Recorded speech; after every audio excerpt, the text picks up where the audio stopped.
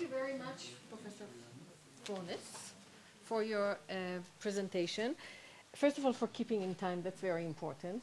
But also, we always have, in terms of the welfare state, the ideal of Scandinavian countries. You know, we always want to be like the Scandinavian countries, and now we know why.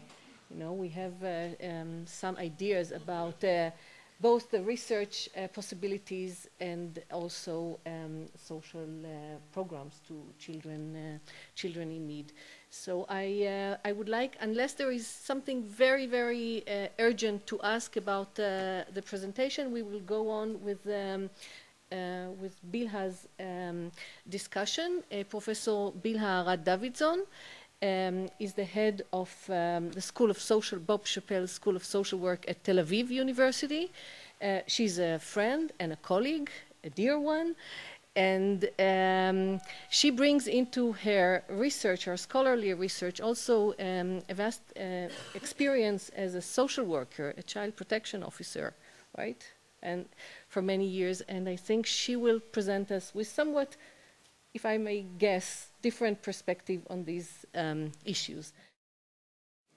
Thank you, Professor Ivan Fornes, for your stimulating lecture. I heartily agree that it is very important for us to find out about what works and what doesn't in effort to integrate children at risk as productive members of our knowledge society. I share your view that being able to answer this question can help us to improve the lives of the children and their families and to contribute to making a better society. I would like to recall, though, several other reasons that all of us in this room know, but that I think need to be kept in mind. Basically, it is always important to evaluate the effectiveness of social action programs so as to be able to best channel the limited resources for such programs. Beyond this, though, by definition, the fact that we are dealing with children at risk means that we as a society must change the situation for the better. Otherwise, the physical, cognitive, and emotional development will all be impaired, and we as a society will pay also a heavy price. And finally, systematic evaluation and empirical evidence would provide us as professional means of answering the attacks that are often directed against us. This is somewhat selfish reason, but it is also relevant. To even begin to answer the question of what works and what doesn't, we have to admit that our knowledge is very limited. For all the knowledge that has been accumulated on child development, we have only limited knowledge of what is needed for normal development. Evaluation findings are on similar action programs for children at risk and their families are inconsistent, open to very varying interpretations, and rife with methodological problems. The subject is much too large to elaborate on here. In the remainder of my time, I would like to present an evaluation model that addresses what is perhaps the main methodological problem, the question of what should be evaluated. As Professor Ivar Fornes stated, most social programs have multiple purposes that relate to complex, heterogeneous realities.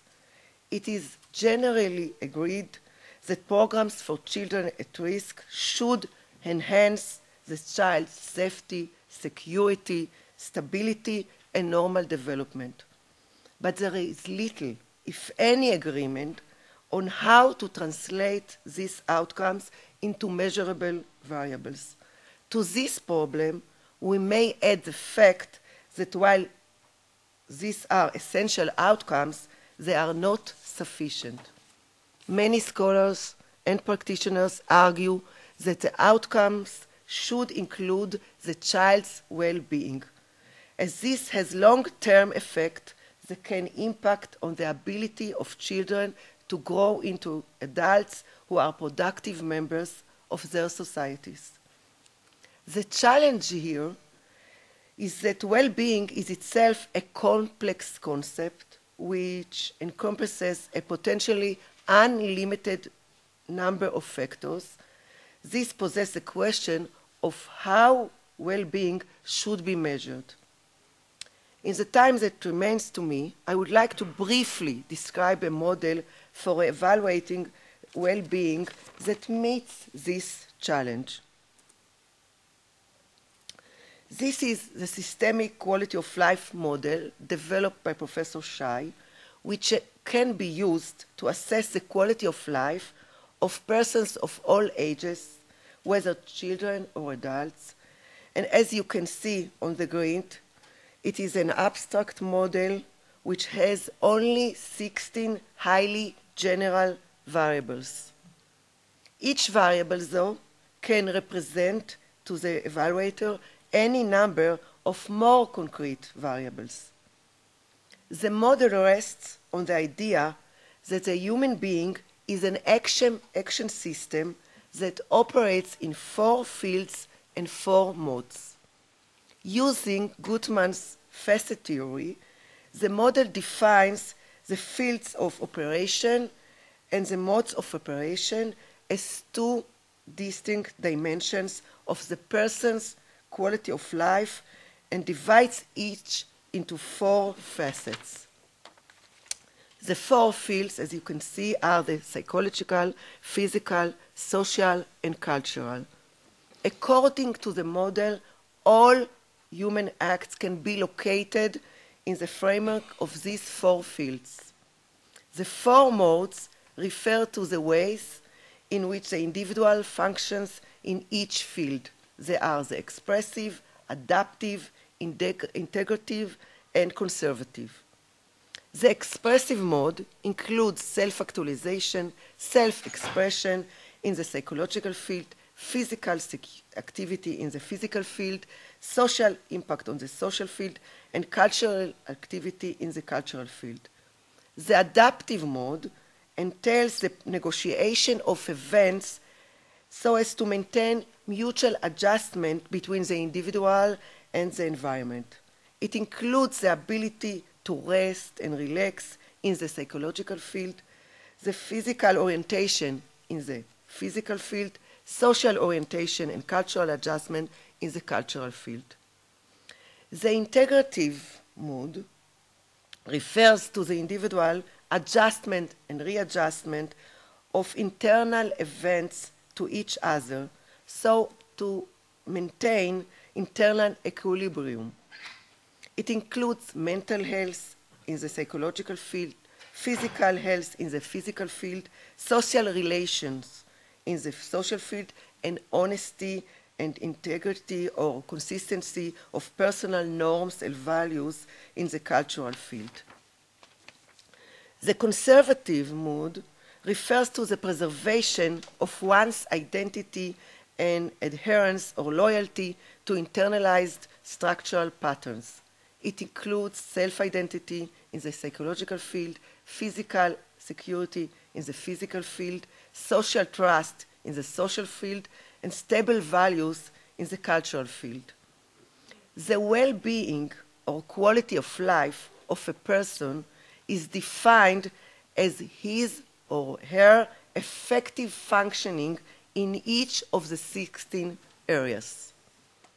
As I've already said, each item on the grid represents any number of more concrete variables which make up its content. For example, physical security might include such diverse things as outright violence, exposed electrical wires, and poisonous substances within a toddler range, leaving a baby alone in a bathtub, or so on and so on.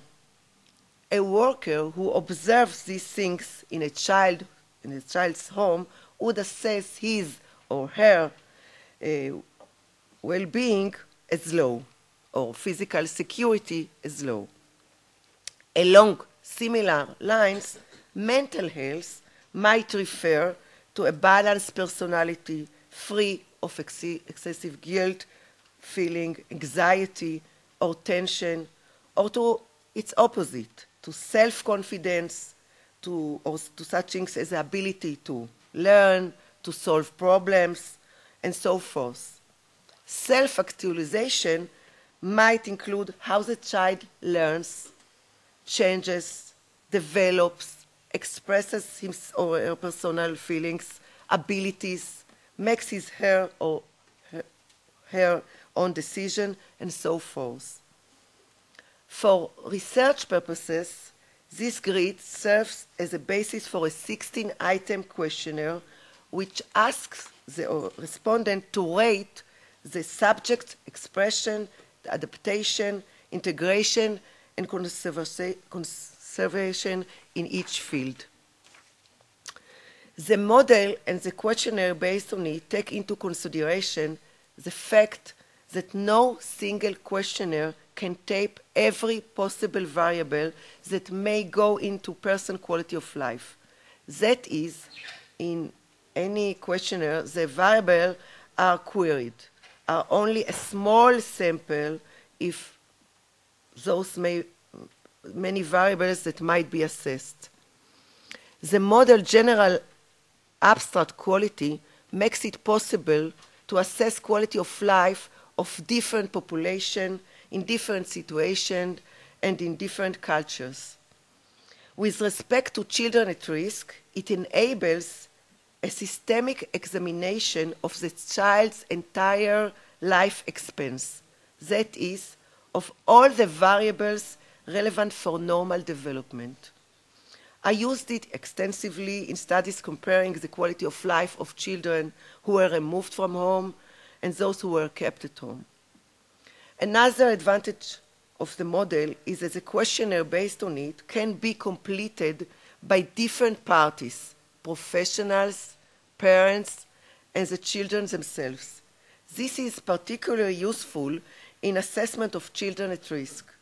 There is considerable debate about who is best suited to evaluate the well-being of children at risk and the outcomes of social action programs for them.